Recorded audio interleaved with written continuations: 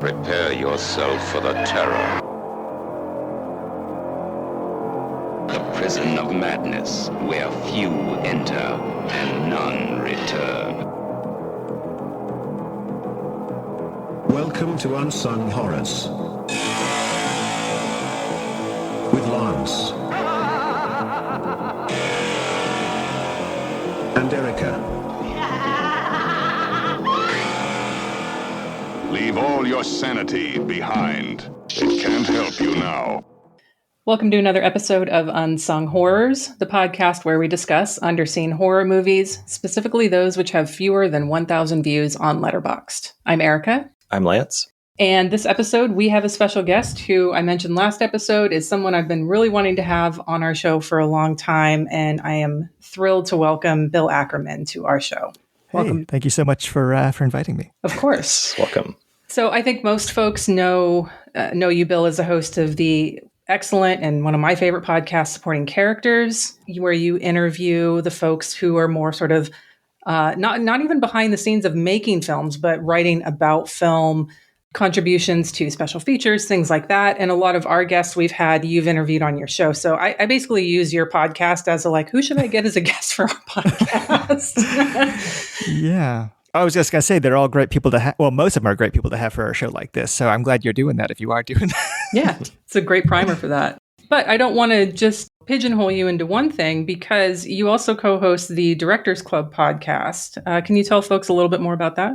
Well, Directors Club was the first podcast I was ever on as a guest years ago. And the founder of the show, Jim Laskowski, wanted to have a little bit more downtime in his own schedule. So I agreed to take on some part-time hosting duties. I haven't actually done one in a little while. I've actually been wrestling with a 15-hour Jean-Luc Godard episode for his show. So that's been taking up a lot of my time when I have time to even do podcasting. But yeah. I mean, so I've done episodes for his show on Stephen Sadian with Justine Smith and Heather Drain. I did one on Mia Hansen-Loeb. I did one on Ken Russell with Sam Deegan, who's been on your show. Mm-hmm. And the Godard episode will have a few people that people who know your show might know, like Elric Kane is on it, and Stephanie Crawford, Sam Deegan is on that one, Will Sloan from Important Cinema Club, Molly Haskell, Danny Perry, a bunch of people are going to be on it. But it's just a giant thing to edit down. I think it's going to be like 6 to 8 episodes long, maybe. Oh, wow. But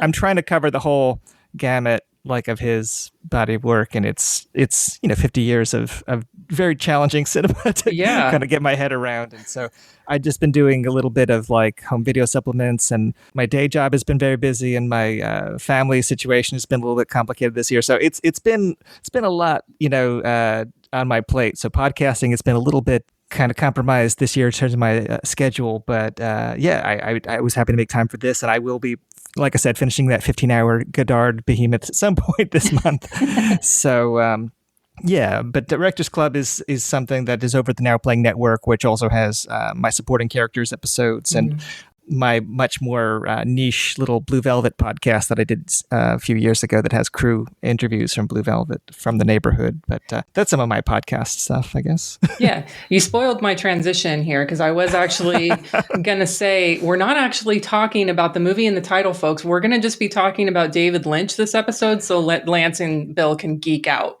Oh yeah, I just went to the house where Bill Pullman lives in Lost Highway while I was in Los Angeles. Oh, sick. Yeah, it's creepy in real life. But Erica, you'll also be happy that I also went to the flower shop where the son works in mortuary. So I did mix it up with the highbrow and lowbrow. I love it. Locations. Excellent. So I had mentioned a few of your physical media contributions at the end of our last episode, such as Radiance's Messiah of Evil, Second Sight's Texas Chainsaw Massacre, and Fun City Edition's Natural Enemies.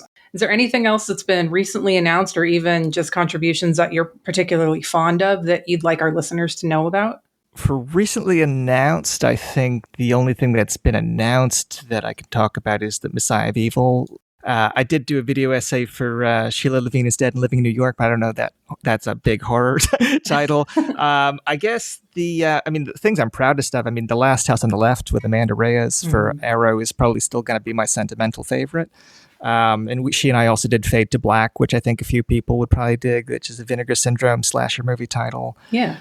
and the Al Adamson collection box set. If you don't already have it, maybe go to the bank and take out a small loan, to pick up a copy. But that the book we did for that is also something I was really proud of. But I'm trying to think horror stuff. I mean, that's those are probably the big ones. I mean, the Chainsaw is obviously like always going to probably be the biggest thing I've ever involved with. But Messiah of Evil is one of my favorite films. Oh, and Death Dream. I did the commentary for Death Dream with Travis Crawford, the late, great Travis Crawford, for 101 Films. That's, immediately was rendered obsolete by Blue Underground announcing a 4K edition like a week later. But if you want to hear Travis and I talk about Vietnam horror and Bob Clark and all that, I mean, it's a great, I guess it's a Region B release for Bob Clark's Death Dream. That's some of the stuff I worked on. I think we've converted a few of our listeners to get region-free players. So, yeah, Lance being the first one. Oh, yeah. Necessary. Game changer, yeah. Oh, 100%, yeah. Yeah, and I'm also proud of the solo commentary I did for The People Next Door, the Psychedelics in Suburbia film from 1970. David Green, that's for Scorpion releasing. That and Natural Enemies are the only solo commentaries I've done, but they're a ton of work, as you can imagine. So I try to let people know that they exist. Yeah. And folks out there, appreciate the work that goes into one person doing a commentary by themselves. Like, it's a lot. It's a lot of work. I mean, we talk about one movie here for about an hour between two people, sometimes three. And we're not even talking about the movie itself for the majority or for most of the time. So there's a lot of work that goes into it. So if you buy any of these Blu-rays, especially the boutique labels that have these special features that get someone to do a commentary for it, take the time to listen to it, because a lot of work really did go into that. Yeah, I mean, I pick up these releases solely for the commentary and the special features, because a lot of these movies, I own, but when you have, commentary like Bill and, Sam and everybody out there doing this work, that makes it worth the purchase. Yeah. Yeah, I got to say that someone that's been on both of our shows that I was so excited to see join the commentary ranks was Abraham Castillo Flores. Yes. Anytime you've heard anyone on my show do commentaries, I probably have bought that release, even if I have like 3 copies of that film. I really am interested in hearing everybody try this field out and excel at it. So and I know that you might have something news to share in the future along those lines yourself, and so I will obviously be buying it for the commentary alone. Yes, I might very much. Yeah, thanks to you, Bill. Actually, can't tell folks what it is yet, but I think no. I have a couple of listeners who know the film and are going to be really excited about it. So that's all I can say for now. Yes. Okay, so before we get into the film, I do want to let folks know that we will be announcing our Horror Gives Back categories at the end of the episode. So be sure to stick around for that. For those of you who are new here, hello. And so Horror Gives Back is our annual charity challenge where we ask participants to donate $1 or more per horror movie that they watch in October. So we have prompts or categories that you can follow, or you can go out on your own and just watch whatever horror movies you're feeling. That's fine. You can listen to our previous Horror Gives Back episodes to get a sense of what to expect. Last year, we had our best year ever. It just gets better every year. It does. But we raised over $1,400 for Best Friends Animal Society. And so we definitely hope more folks will join in so that we can surpass that figure this year. Okay, before we get to that, though, and I know folks are excited about Horror Gives Back, but I'm excited to talk about this movie from 1980, and that is Night of Death. Exclamation point. You got to yell it. Night of Death. So as of this recording, Night of Death has 817 views on Letterboxd. It has a Synapse DVD release as well as some recent foreign Blu-ray releases, one from Camera Obscura and the other from... Disclaimer, I am going to fuck up everything that I have to pronounce in French in this episode. Sorry, folks. We continue our tradition after Shawgust with that. Les Chats qui Fument is the other label that released a Blu-ray. It is also available to watch online at fdupmovies.com. There's a link in show notes to that. If you can, though, try to support the physical media release. The Synapse DVD doesn't have anything supplementary-wise, but if you buy it, that will pretty much guarantee that it'll get a domestic Blu-ray release. Someone out there. So Yeah. I bought 2 copies. That should have guaranteed that it got a release. You did your work. Yeah. I know. It did have another re-release in 1988 by Columbus Video as The Claws of Death, or Les Griffes de la Mort. I think I pronounced that correctly. It's good. Yeah? Thank you. I approve. Coming from the person after Shawgist who mispronounces everything. Oh, jeez. You're the worst. All right. So, Night of Death is about a young woman named Martine. She takes a job that her boyfriend Serge found for her as a nurse at a place called Deadlock House. It's this creepy retirement home in the French countryside. It seems to have a pretty high turnover when it comes to their nurses that they employ there. However, when she shows up a day early. So the other nurse, there's still another nurse there. And so the owner of the residence basically tells her, like, oh, yeah, I hired her because you were complaining all the time about having too much work. So the other nurse, Nicole, she shows Martine the ropes a bit. And the administrator, Helene, is busying herself continuously playing one song on the piano, which is pretty much the score of the film. And we'll talk about that as well. On Martine's first night, she actually does go out with her boyfriend, even though there is a rule that the new nurse can't leave the house for 2 months. And the owner says that's basically so that the residents can get to know them. But we know there's another reason. We'll get to that later. So Martine goes out. Nicole is taken from her bed and by the crazed residents, all dressed up for the night. And we find out very early on that the elderly residents of Deadlock House are cannibals, and soon they make Nicole their next meal. Martine's next on the menu, but she may have a chance to escape due to the residents' infighting. While all this is going on inside Deadlock House, there is also a serial killer on the loose nearby called the Golden Needle serial killer. I think I got pretty much. I don't want to get too far into it. Yeah, we'll get to the end. Yeah, we'll get to the end because that's the doozy here. All right, so getting to the crew here. This is directed and co-written by Raphael Delpard. He actually did more acting than writing and directing. He has 10 directing credits and 13 writing credits, but 21 acting credits. In the late 90s, he focused primarily on documentaries, which I think kind of makes sense because this is where he started focusing more on writing books, many of them about historical events such as the Indochina War and the Algerian War. He has over 30 published novels and nonfiction books. Wow. So he's much more prolific on that end than he is in the film industry. So the only other film that I watched that he has directed is the only other one that I think is in the horror realm. And Bill, I saw you had rewatched this one recently, and that's Clash from 1984. When did you first watch that film? Do you recall? Let's see. I think it was Thursday. Oh, okay. Yeah. No, I'd never seen it before. I'd never actually seen this before prepping for this episode. Oh, okay. Okay. Yeah. No. And Clash. Yeah, I did watch the Blu-ray transfer. That so I think there's a really pixelated version on YouTube that people can find, but it's horrific. It's hard to really make out what's going on. I think there might even be some sync issues with that transfer, but there are. Yes. Yeah. It's an unusual film. I mean, it's not an easy recommend, but it's got some memorable imagery. It's kind of like one of those films that starts off like a crime film that then kind of transforms into like a one set location with like an eerie presence, and this woman. I don't want to give the whole plot away because I'm assuming most people haven't seen it, but it's. I'm still kind of puzzling over because I felt like it almost felt like too long for its premise, but it had a lot of striking images. So I wouldn't discourage people, but I also don't think it's like as good a film as Night of Death, and probably not necessarily the hidden gem you want it to be, but not uninteresting. I'd agree with all of that 100%. I do think it was too long for what it is. I think for folks, the premise of it, we have a woman named Martine, just like in Night of Death. Her boyfriend has asked her to hide out in this abandoned factory for the night with a briefcase full of money that he's stolen. And there are like a lot of really cool elements in there and what happens to her during the night. There's creepy mannequins and there's a strange man stalker and there's an adorable cat. Just always mention the cat. Again, don't watch the copy on YouTube. The audio is not synced up right. You can barely see anything.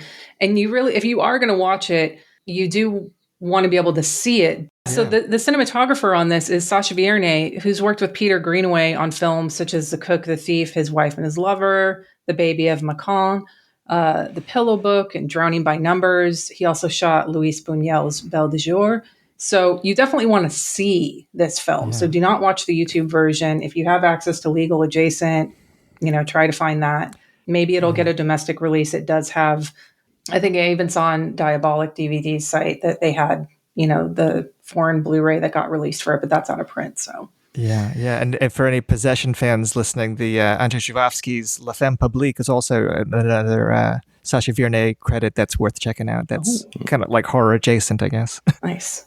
So yeah, that was the only other film that I've seen by Delpard. And, looking at his filmography, it is fairly limited, and it's not easy to find a lot of his films because he's not one of the more notable French directors out there. So yeah, I tried to watch Clash. I started to on YouTube, but I shut it down pretty quick. Yeah. Yeah, I wanted to wait. I pushed through, and I was like, well done. Yeah, I eventually did watch that version, and then I was like, okay, you know what? I'm just going to suck it up. Legal Adjacent, it is, and found that, and I was like, okay, this is much better.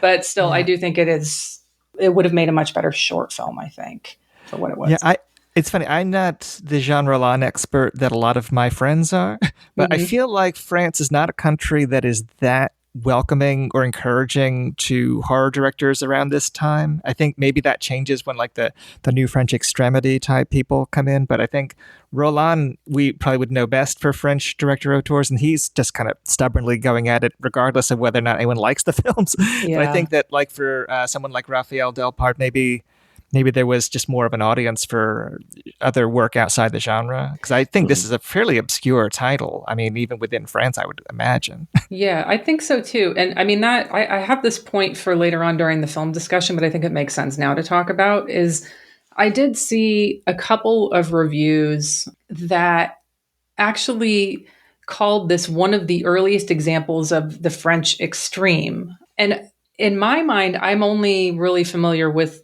new French extremity, the late 90s, early 2000s, and so forth. And I mean, I guess I could say there's an argument for that with the gore, albeit it's pretty limited to just a couple of scenes. But, true French extremity to me is much more excessive and deliberate in its boundary pushing. And I guess I don't know. Like, I agree that there wasn't really much going on at this time. Roland is sort of past his prime at 1980 and kind of winding down a little bit.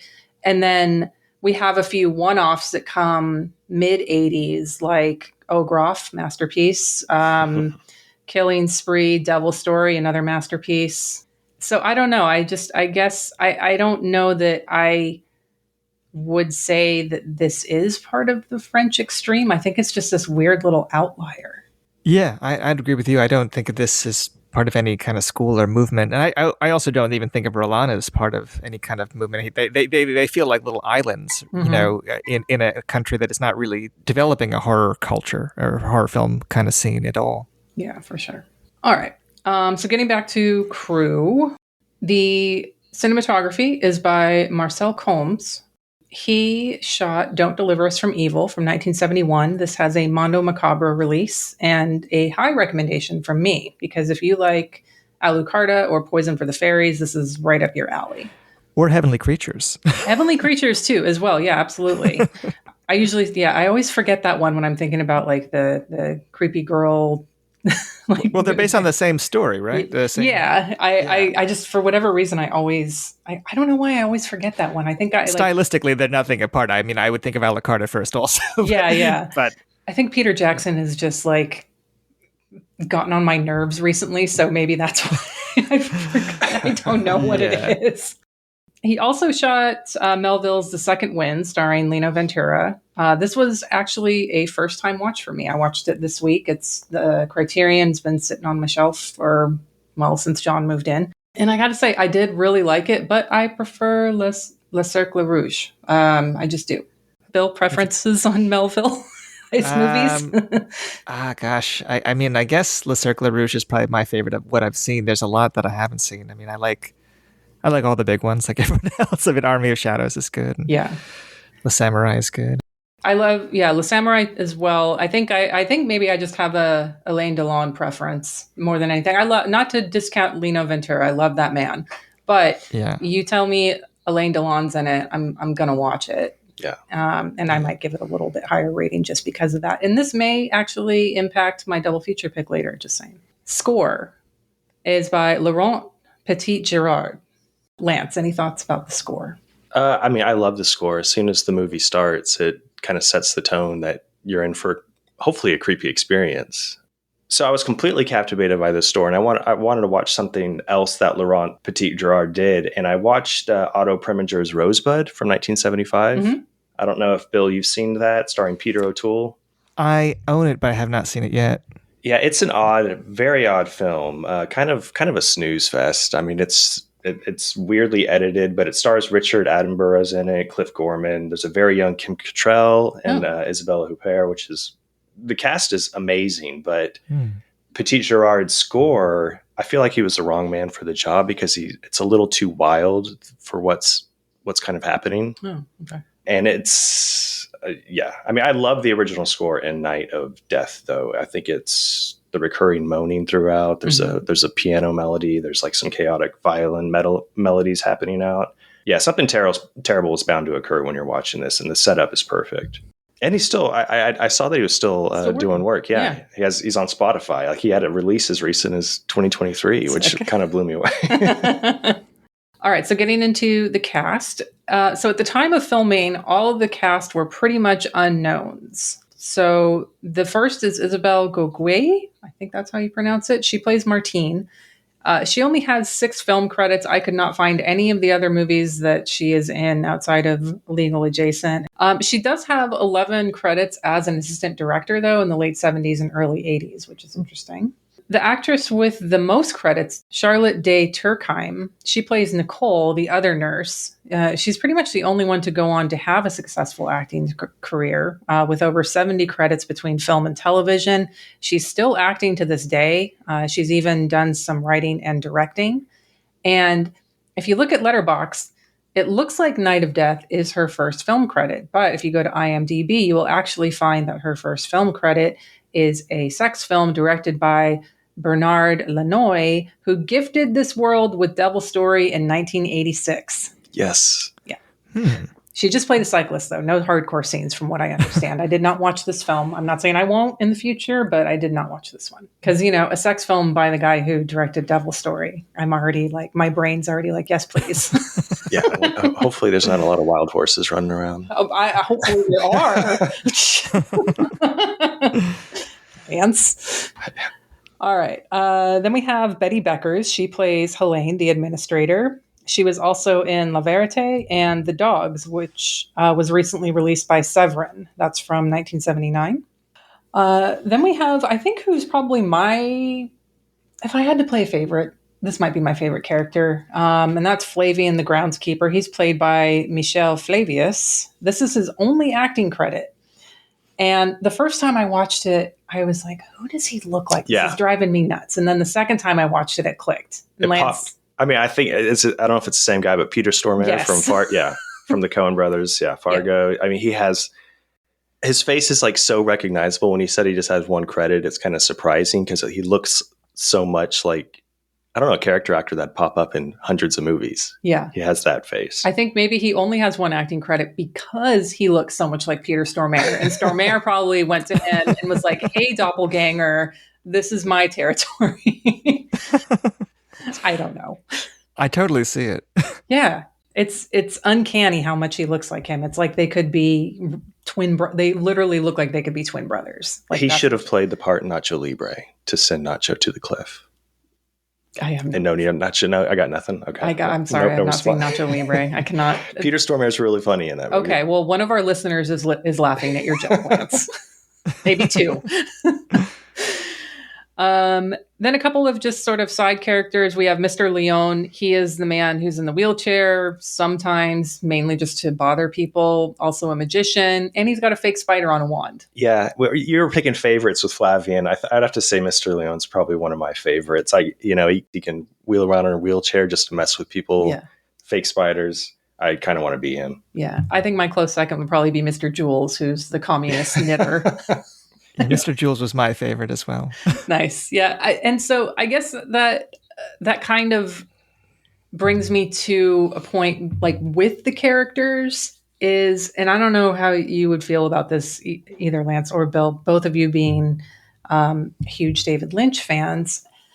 I kind of I wanted this to be have more time. There's only 7 elderly residents here, right? Mm-hmm. So and we have the 2 nurses, and then we have the groundskeeper, the administrator Helene, and I guess there's the grocery delivery person who we'll talk about later, and then the boyfriend. But I kind of wanted this to be more Twin Peaks, where we got a little bit more with each character and like their kind of quirkiness, and I think you get that a little bit with Mr. Jules, the communist knitter, and Mr. Leon, but yeah. The others get kind of sidelined. I kind of got it from Madame Helene too. Like to me, she's very kind of Catherine Martell vibes, like Piper Laurie. She's very diabolical. She's very domineering. It's clear she has a secret, and she seems totally in control of this, this secret. So I did get some Twin Peaks vibes, but I always search for it when I watch movies. Her eating in front of the mirror while the hired help that just stands behind her while she's waiting to sign, that felt very Twin Peaks-ish to me as well. But I get what you're saying. Yeah, I mean, I do think the cast of characters and the crazy patients kind of what really sells it for me. Mm-hmm. I did wish it went a little harder, but it kind of delivers on that awkward, out of place dark humor, which I love from these type of serious situations like it does in Twin Peaks. Yeah, I wasn't sure if Mr. Leon's mustache was supposed to evoke Salvador Dali, but I did think of other surrealist films. But I didn't think of Lynch. But you're right. I mean, I do see the Catherine Martell also with Helene as far as the framing of the her in the mirror and her demeanor is kind of like Piper Laurie in that show. But yeah, no, I mean, I thought of a bunch of other things, but I hadn't really thought of Lynch with this. But I can see it. I mean, I guess I can see how you'd want more of a development of the other elderly people in the home, because they don't really get a lot of time with them. And I don't know if this was something that just the space of a 90-minute film, they didn't have time to develop those characters. But I was wondering if Mr. Jules was supposed to be like a parody of the French left, with his kind of whole persona, like the way he's always talking about revolution, like literally wearing red. Yeah. Like I was reminded, because I've been working on a 15-hour Godard podcast. So I'm like, is this supposed to be saying something about Jean-Luc? I don't know. I thought it was, and then they have Flavian constantly carrying around a right-wing newspaper. So I'm like, is there like a political thing going on with this that I haven't quite picked up on yet? I don't know if that's something that either of you were gonna bring up, but this is something I'm thinking of with the residents. Like, are they supposed to be symbolizing something? Is this like just a genre film, or is this supposed to be like an allegory for something that I'm totally missing? I think it's trying to, but I don't think it's getting there. And I think that's kind of a commonality with a lot of elements in this film, like full character development and that sort of thing. I was asking myself, is this saying something about class conflict, or like the rich or upper class eating the poor, lower working class? Yes, but not strongly. Is it saying something politically about the far right? Yes, but not strongly. It just sort of like drops these things in, but it doesn't go full force, I think. Right. Well, isn't there a line? I can't remember which woman says it at the end. Like, we may be monsters, but we're not as bad as the people outside in the real world, or something that effect. The line I'm talking about? Yeah, I have that. Yeah, so I think that's totally picking up. Yeah, the class consciousness thing is definitely there. I mean, but it's so soft pedaled, and the delivery boy at the end is, I don't know what class he's supposed to be, but there's, I don't want to spoil the ending, but it is a case where there's not like romanticizing one side or the other. I mean, the first nursemaid is supposed to be like a little bit kind of bitchy, I guess. Mm-hmm. Although I find her sympathetic, but I mean, it's definitely saying something about the rich eating the poor for sure.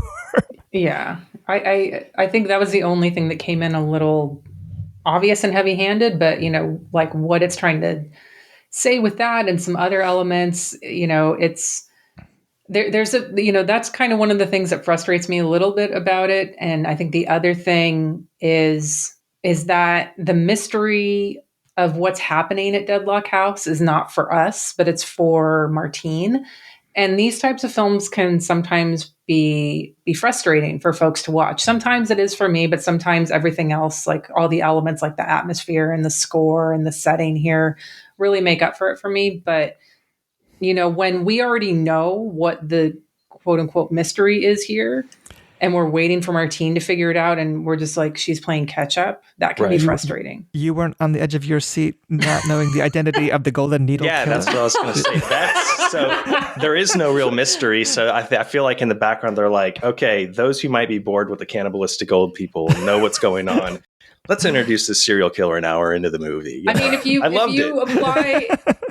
apply Giallo, logic, you're like, okay, who's the only other character left? It's the delivery boy. I'm sorry, I spoiled it, but I'm gonna go with another look. Like, I mean, I saw James Woods as soon as he popped up too. I was like, okay, he's the golden needle killer. He's got to be. He's too sweet, and he looks like James Woods. Bill, when it comes to movies where the reveal comes early on and we're watching our main character try to figure it out, I kind of think of something like Columbo, where we already know how they committed the murder, and then the rest of the episode is about us watching Columbo figure it out and basically like set up the killer to like make them think like he's kind of bumbling, not knowing what he's doing, and then eventually they get caught at the end. So there's like, it works in that sense, but I don't know, do you ever have it take issue with movies that reveal early and you're waiting for the main character to play catch up with you? Sometimes. I mean, with a film like this, I think I know from scene one that there's a conspiracy, and that I can pick up pretty early what the twist is going to be, because there's so many films that do this kind of plot. Right. I think with a lot of horror like this, I think I watch it more for how the story is told than for the surprise element. So, I mean, unless it's a giallo where I always forget who the killer is, and so I'm always surprised every time, unless it's something like Deep Red where I really memorized it. I usually don't remember who the killer is in a giallo movie. But like something like this, I don't think the suspense is not, or, is necessarily what I'm drawn to. It's kind of just the tone and the music and the characters and how, like, maybe the humor of it more so. Because I've watched this 3 times, like over the last couple of weeks, like before we were sitting down to record this, and I do think it's a good like Sunday afternoon horror film. Like, it's not especially scary or especially smart, but it is like a satisfying kind of moody afternoon watch. It's like an old creepy mansion and mysterious goings on in the shadows, and it's well made for what it's doing, I think. But it's just. I wouldn't say it's especially scary, and I feel like I can name films that do what it does better. But I do think it's I think it's got real character to it as far as like the performances, and like everyone seems like well cast. I think that's like 90% of what makes it so good, and it also has a great setting. Yes. And those things count for a lot when it comes to this. I was trying to find the mansion this morning. Like, is it? Did you find it? Because I hit a wall. I couldn't find it. No, I couldn't find it. No. Is it Senlis, the village that it shot in? I couldn't. That's the only thing I could find, but I couldn't find the actual. Yeah, I started just doing. I mean, I only just kind of spent like a few minutes on it. I might be able to find it, but like image searches of the exterior shot of the front of the castle only bring up stills from the film, and then every mansion I looked at just didn't have the right architecture to it. So like I don't know. Like there's not like a Night of Death tour for fans in that village, unfortunately. What? But I know, it's like go start one. I'll write to the government there, and there you go. At least a plaque.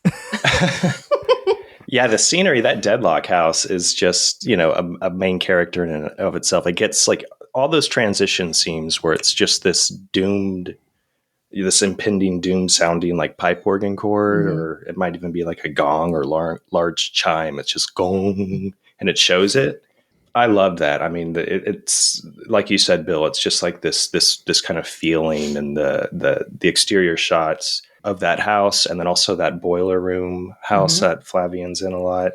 Yeah. But the Deadlock house every time it showed the Deadlock house with that weird deadly note, the Overlook Hotel, like I kept getting, and I do this quite a bit, but comparing movies, a lot of people don't like to do, but it did put me in a mood. Released the same year, I think Shining was released a little earlier, 1980, but it reminded me of The Shining, even from the opening credits. Just the dark music and then the simple kind of texts that were popping up online. Yeah. Well, he was originally going to have an exclamation point in The Shining with it, but they talked him out of it at the last minute. Otherwise, the comparison would be even stronger. Well, Night of Death even has that "Here's Johnny" moment when Martine pulls out the axe. I was like waiting for. Here we go. Here it is. That's funny.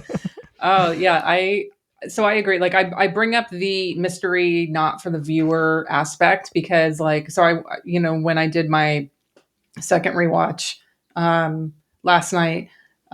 With John, who had never seen it before, he didn't really care for it, but he gets really frustrated with movies that he already knows. So he's much more dependent on that mystery aspect. But the ending didn't surprise him. No, it didn't. He had that figured out as well. But the thing that kills me about him though is I'm not trying to go into my relationship therapy session here or anything, but what frustrates me about watching movies with him is that he gets annoyed with movies like this that have that reveal early on and we're waiting for the person to catch up and figure it out. Mm-hmm. Like if a movie has that, it's automatically, it's too late. It kills it for him. Like he can't look at the other stuff like that we're talking about, like the score and the setting and the characters and all these other things. Right. So, and it's like, the Golden Needle character or the Golden Needle serial killer at the end, of course, I'm like, okay, he's the only character left. It's obviously him, but how the movie ends, like all of a sudden with him, I fucking love it. It's like a Jalo ending. I'm like, out of nowhere, and he just pops up and just sticks a fucking needle in her throat. And I'm like, and he is just yelling in ecstasy. I love it. I can get that. I mean, kind of the mystery. It's obviously we've already talked about it. It's immediately revealed. I was hoping I would get a little more explanation on the purpose of this 2-month timeline, what their goal is, what their mission is, like to prolong their life. I didn't know if there was any type of end goal, because didn't they say there is some sort of like, they were mentioning, I think that there is some sort of like almost like a mission, or they have some sort of end goal. Yeah. But it's never really hinted on, is it? Yeah, no, it's not. And I think that's one of those things, like it doesn't get explained and we can go in with some sort of assumption about it where, okay, this 2-month thing is part of their ritual because we saw what happened to Helene after everyone started getting killed and they weren't able to kill Martine and eat her. She immediately became old. Right. So apparently this 2-month thing is like a very strict timeline as part of the ritual. And they never say that outright. Like, is this part of like a pact with the devil, or is it this, or is it that? And I do kind of like it when stuff is left up to us to decide and figure that out. Like I rewatched Brotherhood of Satan last night, and that does that, I think, really well, where it just throws you right in and just, you have to figure out or just not figure out and just accept that you're not going to be told how this started, why this happens, all these other things. And I do kind of, sometimes it can frustrate me, but if it's done well, getting back to something that, Bill had said earlier about certain elements being done, if they're done well, it works for me. Yeah, it does. I appreciate letting the viewer figure out and come up with their own kind of backstories and plots and stuff.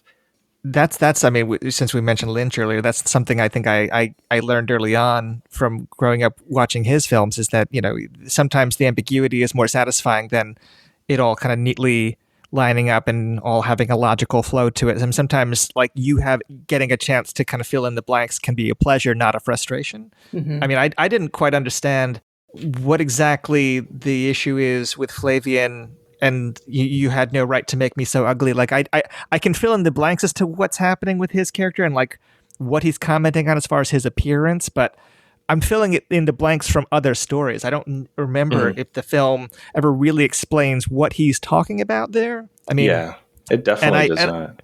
And I think that's okay. But I mean, I think, the rules behind it, I mean, there's other kinds of films that would spell out. So 2 months on the 28th, they've got to eat a girl, or something's got to happen. I mean, Yeah. I was looking for like, is the one child, one old person kind of mantra of Mr. Was it Mr. Jules? Like, I wasn't sure if that was supposed to have some kind of hidden code, but I mean, beyond like just him kind of ranting it like as he's blinded, and so he's tying it to the horror, but it's not really spelled out, and that's I can fill in the blanks enough on my own that doesn't trouble me. I think I'd rather probably have more questions and like, okay, they've over-explained everything. It's getting a little bit, silly. Yeah, it makes watching the movie just that much more enjoyable because you're looking for clues, and I think you're more focused on all these weird things that are happening. Because one of my favorite scenes is when Flavian is, setting up that dummy, puts Nicole's dress on. That's my favorite.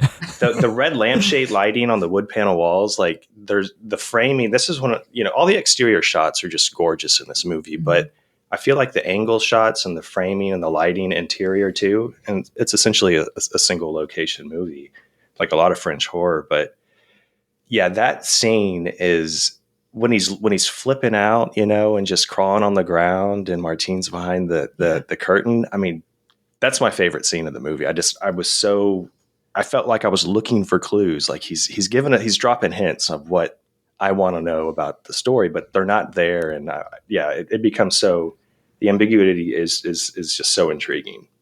Bill, do you have a favorite scene or scenes from the film? I'm trying to think. It might be just the shots of the work shed, where Flavian works, like just those establishing shots. Like I just like how the location kind of is established. I mean, in terms of action, I do like, the ankle biting at the end, I guess, and the hand chopping. But no, it's not like a film that really has like one set piece that springs to mind as like, oh, it's clearly that. I mean, I think I really liked the song at the end. I thought that was like a really surprisingly good little theme song for this movie. Yeah. Yeah, definitely. That was great. I like the, besides the mannequin or dummy doll scene with Flavian, the old men, like, I like how they establish that they're young at heart as them basically just being perverts. Like, one of them wants to cuddle with her and the other one's like got his cane and is trying to look up her skirt while she's cleaning the windows and stuff like that. And I'm like, oh, that's cute. Yeah. When she was just like succumbing to that cuddle scene, I wanted to know what her resume was because she is such a good caretaker. Like, what was her job? Like, she had an 8-month break, I guess, in jobs, and I salute Martine. She is an absolute like joy, like to have in an old person's home like that. Yeah, it's funny you mentioned The Shining, and one thing I was going to say, when the whole group of the elderly vampires, walk the halls at night, they walk towards the camera, posed in formation like they're posing for a portrait. Like if you compare it to like the ghouls in like Messiah of Evil that kind of just walk normally, or even the shambolic movement of zombie movie kind of zombies, they just all walk in formation like they're like at any moment they could freeze and be like perfectly arranged for a portrait.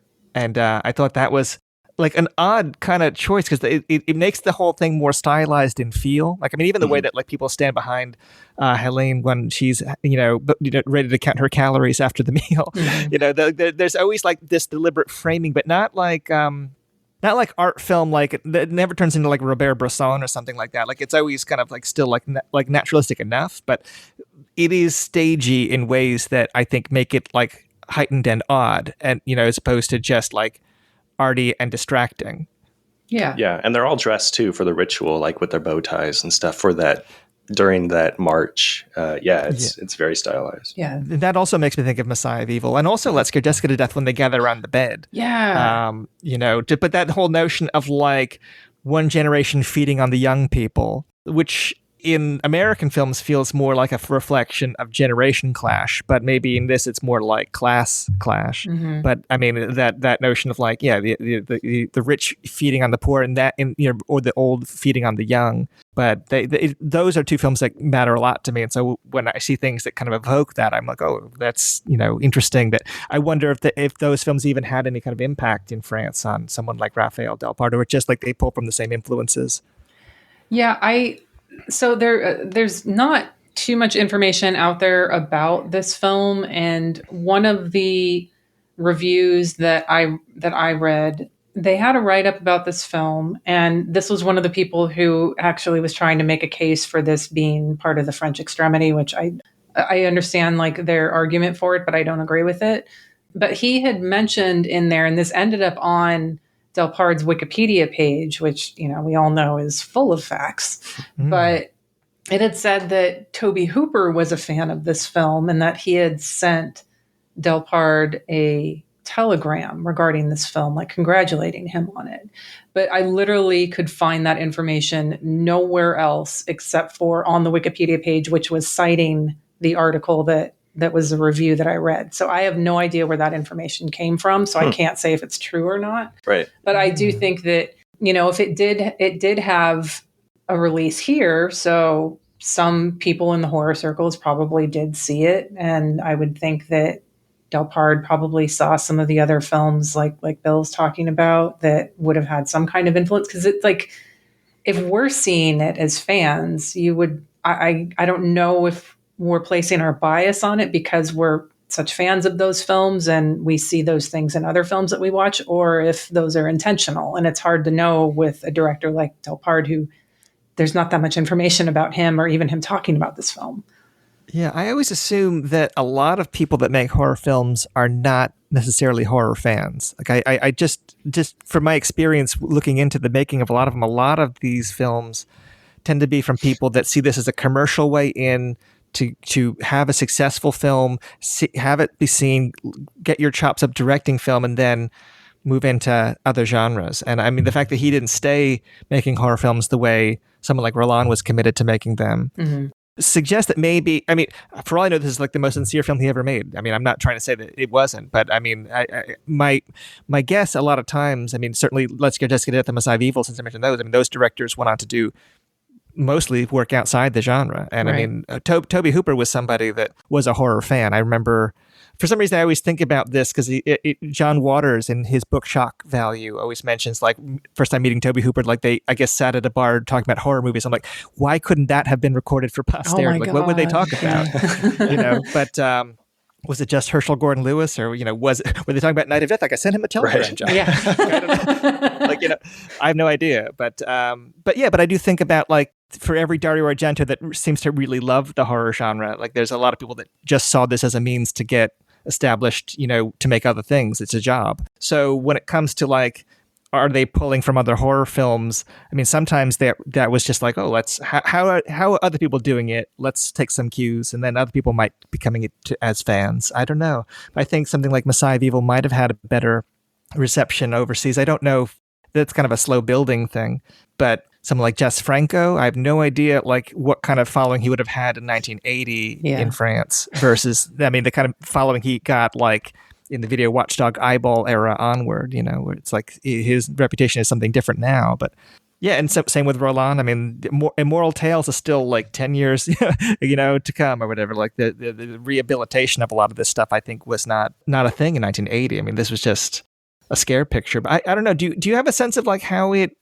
was received at the time, even in France? I didn't look into this. Was it something that had any kind of impact at all, or was it just another programmer kind of thing? From what I could find, Clash seemed to be much more well received. It ended up at a festival and had some acclaim from critics, but this one did not seem to be very well received. And I think, I mean, it's early on in his career, and I think I think it is what you're talking about, where it was kind of a way in for him and to get to what he really does like to do, which seems to be more documentary style. He seems to be a huge history buff, which, knowing that, I think that there could be an element of that in this film, where I think there definitely is some sort of political or class conflict underlying message in there because of that, just knowing like in the future, like what his real passion was. But it seemed to be very like limited. It did get released over here, not theatrically, but on video. So, I mean, in 88. So.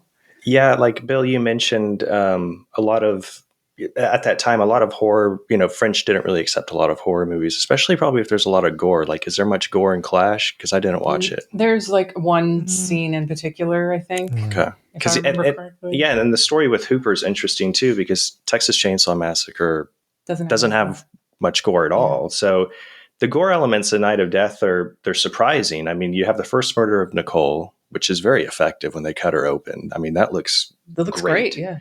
And then you have kind of like the spoiler of the cover art on the DVD of her body on the meat hook. That's about it. And then you get the end shot, the needle through the neck. But yeah, when the gore pops up, I love it. Everybody, a lot of people in the genre love it, but I could see a lot of that being a huge turnoff for some people that are kind of, watching this possibly, underlying message movie. I don't know. It's funny because as a kid, my first book about horror might have been Splatter Movies by John McCarty, and I feel like it opens with talk about the Grand Guignol Theater from France, which is like, where gore really kind of originates. I mean, before any movies tackle that. So it's funny that the French film would not really be, other than things like Franju's Eyes Without a Face or whatever, like you don't really associate French film with extremes of like visceral horror until you get to people like Roland. And then it's like, riots in the theater because they're like, what is this? Like it's not really something. I mean, there's extremity, like, in even art films like Godard's Weekend, but it's not really, until you get much later, I think that becomes like kind of hip in some way, but that's a different generation receiving those films too. Yeah, I think, this is 1980. So this is, I mentioned pre-Ogroff, pre-Killing Spree, pre-Devil Story, tail end of Roland's high point. Like, I don't think even if it had been out there, it would have been well received. They probably would have just been like, qu'est-ce que c'est, and just. Well, it's only right after Dawn of the Dead. I mean, it's right after, things that are like, pushing the envelope and elsewhere in the world. It's not like there's a whole lot of gore films in this. I mean, like extreme gore films in the 70s, even really. I mean, we can all name a couple, but it's not really like a prevalent thing. Yeah, absolutely. Bill, anything who else? sings this? Who sings this song at the end? Is that Betty Becker's doing the vocals? Oh, do you have it in your notes? And I don't have it in there. I assumed that it was because she was singing throughout, so I didn't look it up. But okay, yeah, that would be interesting. I can't remember if I'm misremembering it. You can delete this if I'm wrong, but I thought that the film Clash opened with like a dedication to her.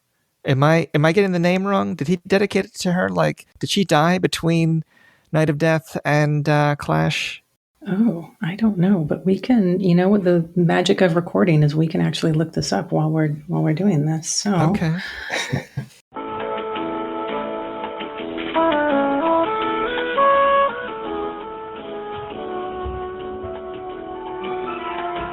Okay, yeah, it is dedicated to my very dear and departed Betty Beckers. Aww.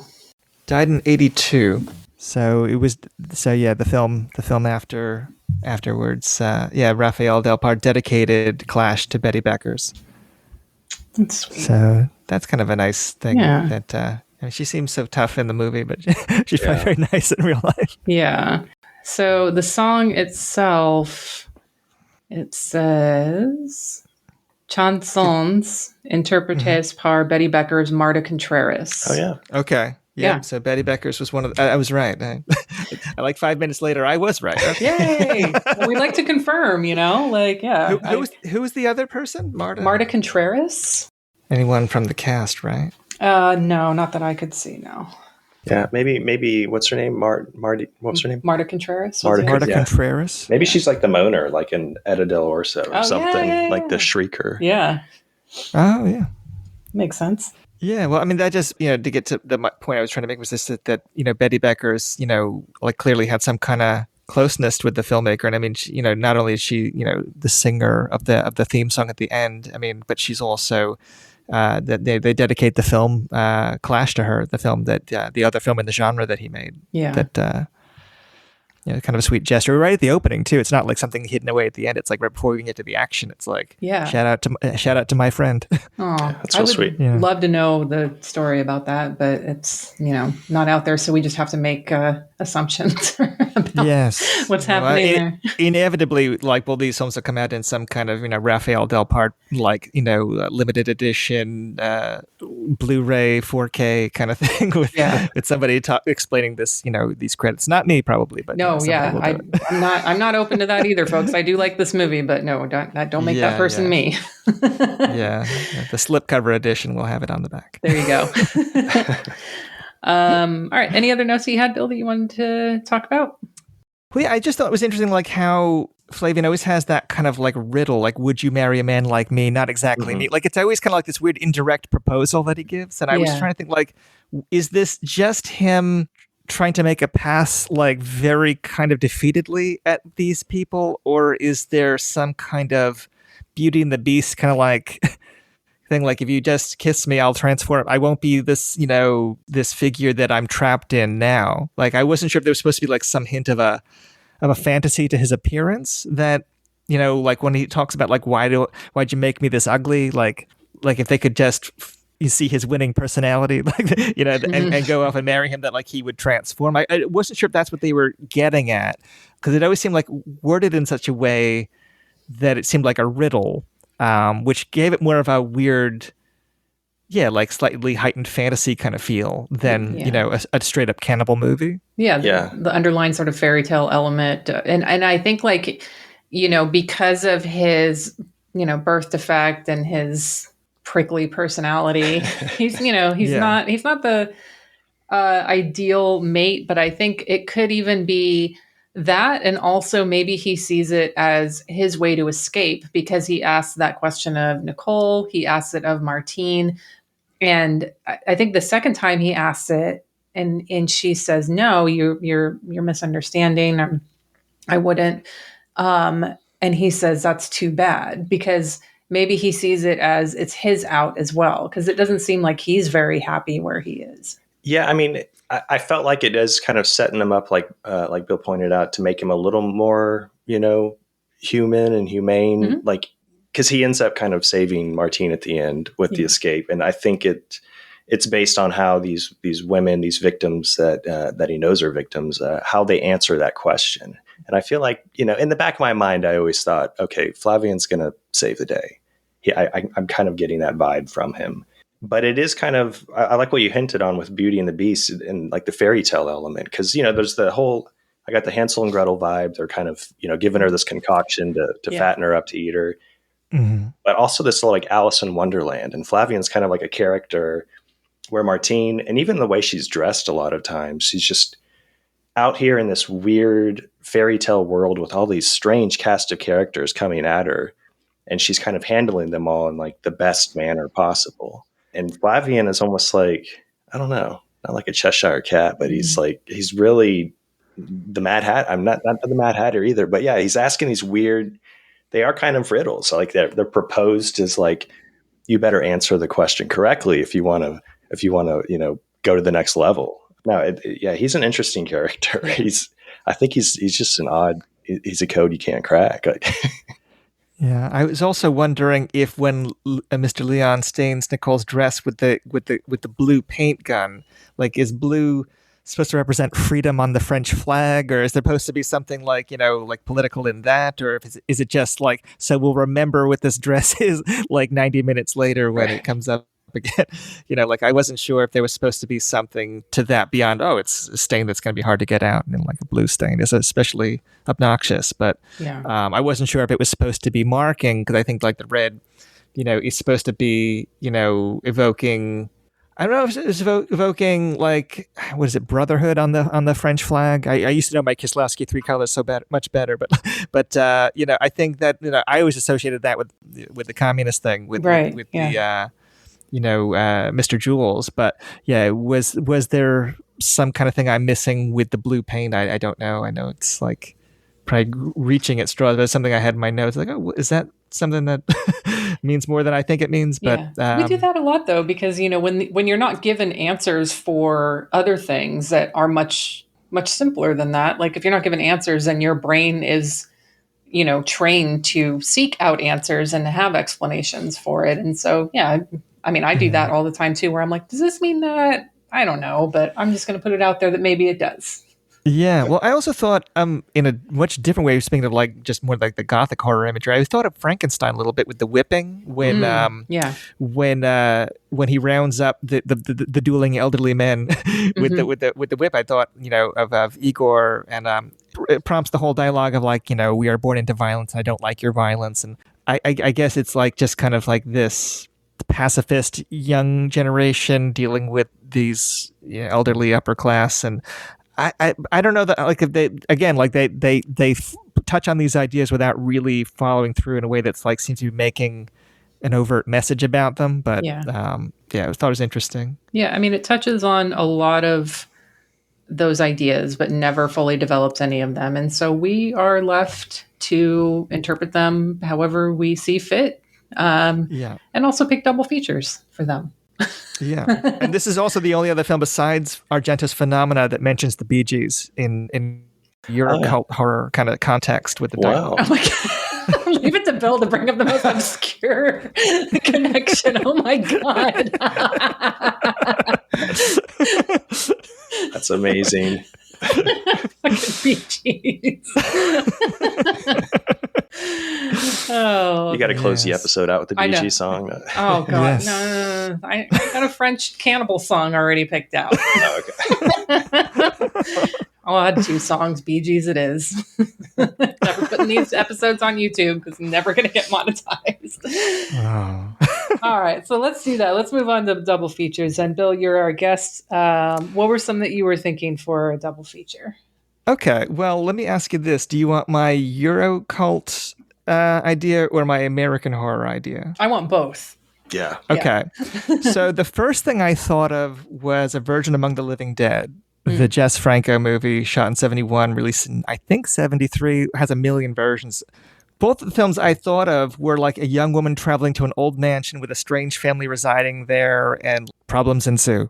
Yeah. And Virgin Among the Living Dead is Jess Franco, so it's like, it's really pushes the abstract poetry of that kind of premise past the breaking point for like an average horror person. Like Franco, people are going to be in love with it. They probably already know it. I think that, as far as like pushing the extreme possibilities of this kind of story in terms of like sex and violence and surrealism, I mean, the Franco film does what this film only kind of daydreams about as far as like all of the adult possibilities with this kind of premise. I think that's probably my favorite Jess Franco movie, maybe. It's hard to really say. He's got a lot of really good ones, but it's definitely up there. But that's the first thing I thought of with this. Nice. If you wanted to pair it with, Night of Death, I mean, Night of Death is the more controlled, tight little movie, and the Franco film is really kind of spacey and probably a little bit hard to follow on first viewing if you're trying to add it up as a story. Mm-hmm. But as a eerie mood piece, I think that's an interesting kind of companion. On the other side of it, for American films, also shot in 1971, I thought of the folks at Red Wolf Inn, aka Terror Red Wolf Inn, which came out in 1972, the Bud Townsend film, which deals with a woman who wins a contest that she didn't even enter to go on a vacation to like this creepy old house with like this, eccentric family living there. And it even has like a similar kind of, like the young man has a kind of a fondness for this woman, but the matriarch is kind of running the show. And don't want to spoil everything if you haven't seen it, but there's a lot that really kind of connects them narratively, but that's kind of more from a kind of ghoulish black comedy horror. I mean, it actually precedes things like Chainsaw, as far as like films that kind of are of that new strain of American horror film in the 70s, early 70s. But I don't know, do you both know that one? I know it, and I actually had it on my short list to potentially pick for a double feature, and I was going to watch it, and then I creeped on your Letterboxd, Bill, and I saw you watched it, and I was like, ooh, that might be a Bill pick. So I didn't watch it yet, but it is on my watch list now. Okay. Yeah. That's I don't think, I know that people have looked into trying to bring that back into circulation in the Blu-ray realm. Hopefully somebody will succeed eventually, but you can stream it on one of those to-be-like sites that has a fuck ton of ads. I have the bootleg of it somewhere, but it's a fun little kind of proto-slasherish kind of movie, I guess. That I've always really liked it. That actress is really appealing, the main girl in it. But those were the two films that I immediately thought of. And I also thought of, I mean, I could think of others, but I don't want to jump off, all of your, potential picks. But those were the first two I thought of. I feel like a lot of people that would know, I mean, you cover plenty of films way more obscure than those, like on the show. So maybe your listeners already know those, but those are the first two that came to mind for me. Nice. Like them both. That's good. Lance, what about you? So when I first watched this, I started thinking of horror films that have like odd patients in them because the cast in Night of Death really stands out. I thought about Hammer's Frankenstein and the Monster from Hell, Terrence Fisher's last film. It has some very weird, mental patients kind of popping up. And then with Cushing on the mind, I also thought of the Amicus anthology Asylum from 1972, which also deals with some interesting patients throughout the wraparound story. But in the end, I focused more on the victims in Night of Death that are lured to this, this single location for the purpose of their blood and guts and bodies to feed these, these immortal beings that you don't know much about. And I landed on a Jean Roland movie, Fascination from 1979. Okay. And for those who haven't seen it, I'm not going to give too much away. I think a lot of people listening have watched it. It's another French horror, obviously. Spending most of the film following these two women, these chambermaids who live in an old chateau, and a group shows up looking for a thief who's been hiding in the castle. And then you kind of watch this ever-growing cast of characters enter the picture. You start realizing that you're watching this planned ritual of sorts involving human blood drinking come together. So, and obviously it's Roland, so you have these beautiful foggy exterior shots like the ones that really stood out in Night of Death. So I'm going with Fascination. I'm fascinated by your pick. Yes, good. Let's hear yours. So I went more in the direction of old people villains, either like using, feasting on youth to retain their own, or just them being the villains in general. So I mentioned in our Discord to Adam, because he had already mentioned his double feature pick ahead of this. And he mentioned Homebodies from 1974, and that was top of my list. They're not killing anyone for bloodlust or, cannibalistic rituals or anything. It's more about, landlords being the worst people on the planet. So Homebodies was one thought. I thought of another film that we've covered previously on the podcast, Pura Sangre, or Pure Blood, where you have the old man drinking the blood of young boys. Brotherhood of Satan, I mentioned earlier, although I don't want to get too far into it and spoil the ending, but that could work as old people are being presented as recruiting young children to retain their youth and remain in the Brotherhood. I mentioned, one of Bill's picks, Terror at Red Wolf Inn. Cannibal Girls, not an old person one, but kind of in the same, what happens in the film. 1973 horror comedy directed by Ivan Reitman. Because it's a horror comedy, I did not finish it. I did not care for it. So not actually recommending that one. And before I get to mine, John actually suggested Suspiria because of the fairy tale element of it. A young woman new to an establishment, the older people there being sort of mysterious, given a drink to make her, sleep, or whatever purpose they want for that. So I thought his pick was interesting. Yeah. Homebodies was on my list also for runners-up, so I thought I would mention that if you hadn't already mentioned it too. Yeah, it's that movie's fantastic. It got a release, I think, in the last year or two, actually. So folks it did. Kino Lorber, I think. Awesome. Yeah. Okay, but getting to my actual pick, I mentioned Alain Delon earlier, and his supporting character, his penis, is my pick for my double feature. It is the Italian-French co-production Shock Treatment from 1973, directed by Alain Jesway. And yeah, I literally picked this as an excuse to talk about Alain Delon and his penis. But we also have a remote institute where rich people go for rejuvenation, obviously at the expense of others. It's got light gore at the end and a reveal that's very similar to Night of Death. Is the reveal his penis? No, I'm just kidding. I mean, I've seen it. Yeah. I was actually on a short list when we first started the podcast. It was under 1,000 views. Yeah, one point, and when Severin put it out, it jumped over 1,000. So now it's off. But it could still happen for No Rules November someday. I mean, I'll rewatch that scene over and over again. So yeah, Shock Treatment 1973. I ultimately landed on and these aren't like older people, but it is on the class conflict that sort of is presented in Night of Death, where the rich people are feasting on the younger, less fortunate people. Good one. Bill, thank you so much for joining us for this. Yes.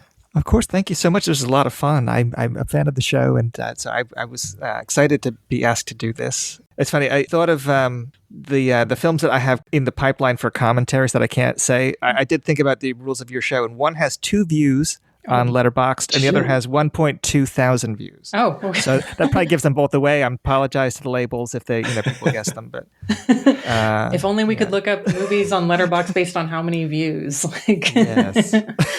So those are like you mentioned a bunch of the film commentaries and contributions you have at the beginning of the episode. I know you can't spoil anything that you have upcoming, but so that people know when those are coming out, can you tell folks where they can find and follow you online? Yeah. I'm on Instagram as Supporting Characters Podcast, I think, and then I'm on X, whatever we call it. I don't know anyone calls Twitter X, but yeah, I'm on there as characters_pod, I think. I never use these things that much. Facebook, noticed. I'm on. Letterboxd, I'm on. But yeah, you're not going to find it. You barely find you can stalk what I watch on Letterboxd is about it. Yeah, no, I guess Instagram would probably be the one. I mean, I share the news on all these things whenever I get announcements to make. But yeah, so those are the places to find me, I guess. Okay. We'll have links to all that stuff in show notes. Folks, be sure to follow Bill on Instagram and Twitter so you can know about when he's got new stuff coming out. Yeah, follow him on Letterboxd, stalk him like I do. Maybe then you'll be able to figure out what's coming out soon. I'm just saying. Oh, I didn't log I'm not one of the 2 views. Smart. Yeah. Very smart. I'm already looking. I'm like, I'm not seeing anything. All right.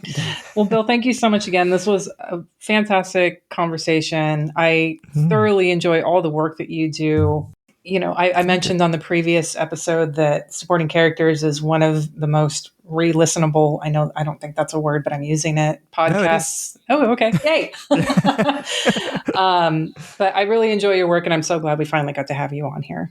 Oh, Yes. Thank you so much. Yeah, no, I appreciate it very much. If you're tuning in because you like my shows, and I don't know if I have fans like that, but if you do, listen to the other episodes of Unsung Horrors. Thank you. Yes, thank you. All right. Appreciate that, Bill. And we'll talk to you soon. All right, thank you. All right. Bye.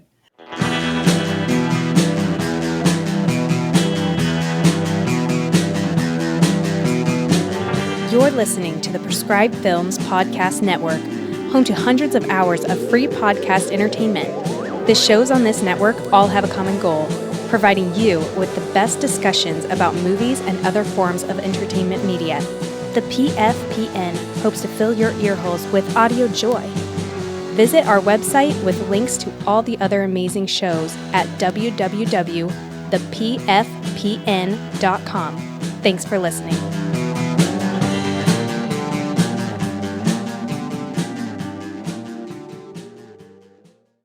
Okay. Do you want to do your next pick first or Horror Gives Back? What do you want to do? Let's do the pick. Okay. I'll do my pick. Yes. We're heading to Japan. Yay. I don't think we covered a Japanese horror on the podcast. I did a filter by country on the list, and nothing was Really? Japanese. Well, either way, it's going to be exciting. Okay. Also, this is a Toho Pictures, so even more exciting, right? The movie is Horror of the Wolf from 1973. It's directed by Masashi Matsumoto. It's an adaptation, the first adaptation of Kuzimasa's Harai's Wolf Guy manga series. Okay. It's not Wolf Guy. It's Horror of the Wolf. Oh, I have this on my watch list. And so does John. Thank you. Oh, here we go. So it's about a young boy named Akira Inugami, who is a new student at school, and he's hiding a secret. Could it be he's a werewolf? I don't know. That title doesn't sound like... No. You pretty much know right away. Anyway, one night, Akira saves a teacher at his new school from a gang of punk students who are attacking her. And she realizes that he's different and begins looking into him. And they develop this very strange relationship. And we find out that there's a connection between one of the asshole students and Akira that goes back to when his parents were killed when he was a young kid living in Alaska. That's all I'll say. Okay. But believe me when I tell you this, you will not be prepared for the werewolf reveal or the numerous original songs that pop up. Oh my God.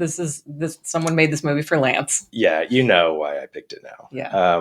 But it currently has 111 views on Letterboxd. It's streaming on Internet Archive. That's okay. Because, yeah, even John, I remember John mentioning this a while ago, actually, now that I just looked up. I was like, oh, yeah, John's brought this up before. And he was like, I can't find it anywhere. Yeah, just Google Horror of the Wolf 1973, click on videos. It's the first one that pops up. I'll put it in a link in show notes for folks, too. Yeah, show notes.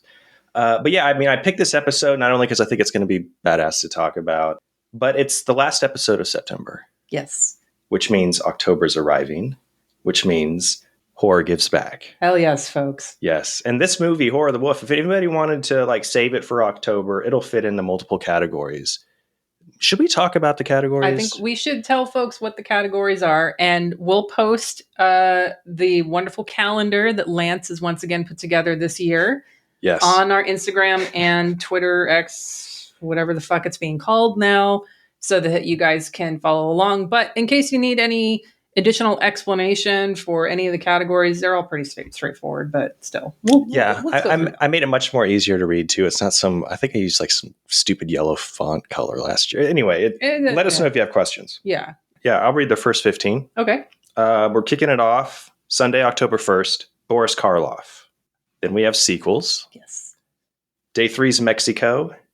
Here's a new one, series episode. Yeah, so you get a break from watching the film. You can watch Tales from the Crypt, Hammer House of Horror.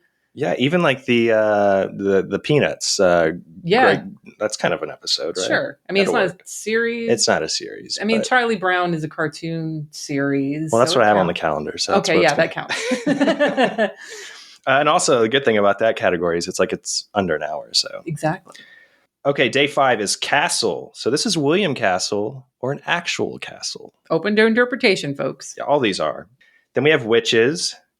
1950s is day 7. Germany. October 9th is Unsung Horrors Rule, under 1,000 views. The 10th, we have the magnificent Carla Mancini. I joked about this category. I did not think you were going to take me seriously. Well, we didn't have Italy, and this kind of handles Italy as the country. So, Carla Mancini, you have hundreds of movies to pick from. Yeah. 11 is Ghosts. On the 12th, we have Japan. The 13th is 1960s. On the 14th, dive into your physical media. Or rent something from, your local library or video shop, if you're lucky enough to have one in town. The 15th, In Memoriam, somebody who passed away in 2023. Yeah, so you've got Giovanni Lombardo Radici, Treat Williams. I mean, I could just blurt out mine because I already put my list together. Okay. Michael Lerner. Yeah, okay. Who passed. There's a lot of people to choose from. Yeah. Jimmy Buffett just passed away. I mean, yeah, if you can find a horror movie that has the Margaritaville song in it, I guess. Yeah. I mean, yeah, it could be cast, a crew, and just somebody involved, writer. I mean, yeah. However you interpret it. And that's the thing about Horror Gives Back is you can follow our list. You can make your own list, do whatever you want. But if you are following our list, you can loose interpretation. You can... For Mexico, you can do a movie that was produced in Mexico, or you can do an American movie that takes place in quote unquote Mexico. Whatever you want to do, however you want to handle it. So continuing on, rest of the calendar, the 16th, we've got the undead. So that includes pretty much ghouls in general. Ghouls. Anybody undead, vampires, zombies, whoever. Get them all in there. The 17th, Lance's birthday. Categories, creepy twins. Yes. Good luck finding. I mean, you could probably find some lists on Letterboxd. I'm sure there's a Letterboxd list. Yeah. That's actually what I use to find my pick for that. So, okay. 18th is Bleeding Skull. The 19th is my man George Buck Flower. The 20th is 1980s horror. 21st, made for TV movie. 22nd, we've got Goblin. Now, you can, again, interpret this as the band Goblin and pick a film with a score by him or by Goblin, Claudio Simonetti.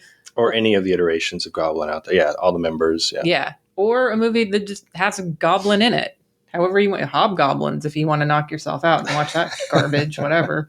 Let's see. 23rd, Hail Satan. 24th is Tony Todd. Yes. You're forcing me to watch a movie. That's what this podcast is about. A lot of people turn away. Probably have watched all the best Tony Todd movies at this point. There's 4 of them. Well, there's hundreds of others to choose from, and they're all probably filmed from 2018 to 2023. All right. 24th, Tony Todd. 25th is Werewolf. So again, Lance's pick can fit within that category, or the 12th, which is Japan. Yeah. 26th, we have 1970s. 27th is folk horror.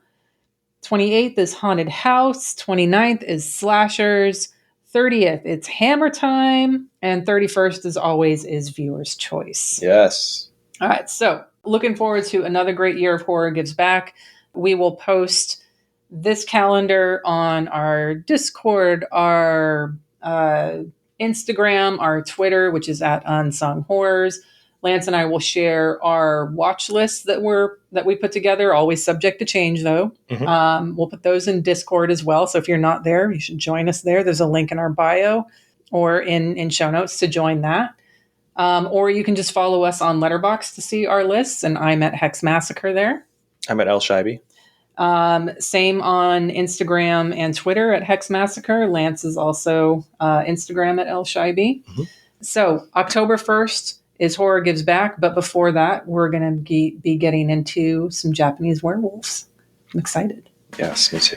All right. Thanks, everyone, for listening. And we'll see you back next episode. Bye. En le voyant sortir de son camion, chasser les papillons d'Afrique. Les cannibales en le traitant d'espion arrêtèrent sans façon de suite. Il essayait de leur parler anglais, espagnol, portugais, chinois. Mais en voyant leur mâchoire qui s'ouvrait, il se mit à hurler d'effroi. Monsieur Cannibale, je ne veux pas mourir. Monsieur Cannibale, laissez-moi partir. Il a montré son briquet, son stylo, ça montrait les photos, sa femme. Il leur chanta un grand air de Gounod, des chansons d'Adamo, de dalle. Il leur fit voir des journaux de Paris, personne ne réagit non plus. Désespéré, il sortit des revues remplies de filles nues et dit: oh, Monsieur Cannibale, je ne peux pas mourir. Monsieur Cannibale, laissez-moi partir. Quand le grand chef aperçut ses refus, il vit toutes ses filles nues, il rit. Mais dans sa tête une idée saugrenue, une idée farfelue surgit. Dans une case où était son harem, il entraîna lui-même le gars qui, en voyant les femmes se ruer sur lui avec tant d'appétit, hurla: oh, Monsieur Cannibale, je ne veux pas mourir. Monsieur Cannibale, laissez-moi partir. Pendant 8 jours il resta enfermé et dut se partager en vain. Et comme déjà il n'était pas bien gros, il perdit 20 kilos au moins. Quand arriva l'instant où le grand chef lui fit comprendre par geste: allez, prends ton camion et retourne chez toi. Le pauvre homme s'écria: jamais. Oh, Monsieur Cannibale, je ne veux plus partir. Monsieur Cannibale, j'aime mieux mourir. Monsieur Cannibal, je ne veux plus partir. Monsieur Cannibal, j'aime mieux mourir. Monsieur Cannibal. Hey, it's Death by Video. I'm Phil. I'm Kit. And I'm Graham saying welcome to our podcast full of merry movie mayhem. Ever wonder what an Irish kung fu movie would look like? It's called Fatal Deviation, and we covered it. Ever wonder what a movie about 1,000 cats would look like? It's called Night of 1,000 Cats, and we covered it. And it stars Hugo Stiglitz. Listen to Death by Video to hear us discuss and dissect some of the weirdest, wildest, and wackiest films ever made. All this and more on Death by Video! Woo!